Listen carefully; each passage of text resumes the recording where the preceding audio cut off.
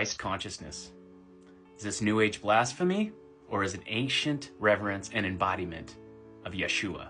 We've all seen the term, we've heard it tossed around. Lord knows it's been the cause of many arguments in my own TikTok lives. But is Christ consciousness really just trendy New Age fluff term? Or is it an ancient philosophy? Does it actually belong to the soul? Did you know that there's a thing such as Jewish Christians? Have you heard of Gnostic initiates? Early disciples who didn't just worship Christ, they sought to become like him, not in body, but in consciousness. Body Christos, not just to follow the way, to embody and become the way. That is Christ consciousness. It's not about crystals, unicorns, and cosmic dolphins, but if that's your thing, that's your thing. And it's certainly not about denying the Christ Yeshua. It's about understanding that Christ wasn't trying to build a religion. He's trying to awaken a template inside of you. Your divine human blueprint. Kingdom is within. You will do greater things than I. I and the Father are one.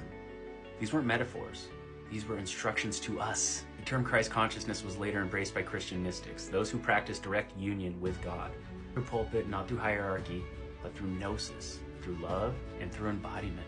Mystics like Meister Eckhart, Teresa of Avila, St. John of the Cross, they spoke of the indwelling Christ, the inner flame that grows as ego dissolves and as love expands, while the soul remembers itself. They weren't preaching self-help, they were living flame. Christ consciousness is about so much more than just belief. It's not an identity, it's a frequency, a lens of perception, a way of being that sees through illusion, loves without condition, and lives in divine integrity. It's the divine masculine and sacred union with the divine feminine. It is the path of the middle way, not too close to Lucifer, not too close to Ahriman, the third force.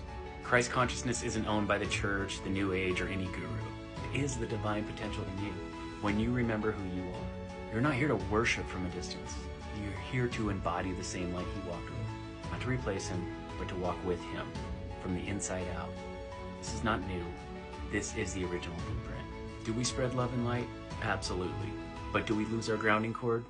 I wouldn't recommend it. We stay attuned to divine principles, moral and ethical concepts? Absolutely. Do we stay rooted in the physical body only? Do we ignore that we are spirit and matter? I wouldn't recommend it. If any of this is totally brand new to you and you've experienced a difficult awakening process, maybe religious trauma, it could be stemming from an imbalance of your grounding and your light. But you don't have to go through this alone. You don't have to struggle for years. You can find your way. And if you need some help with that, I got you.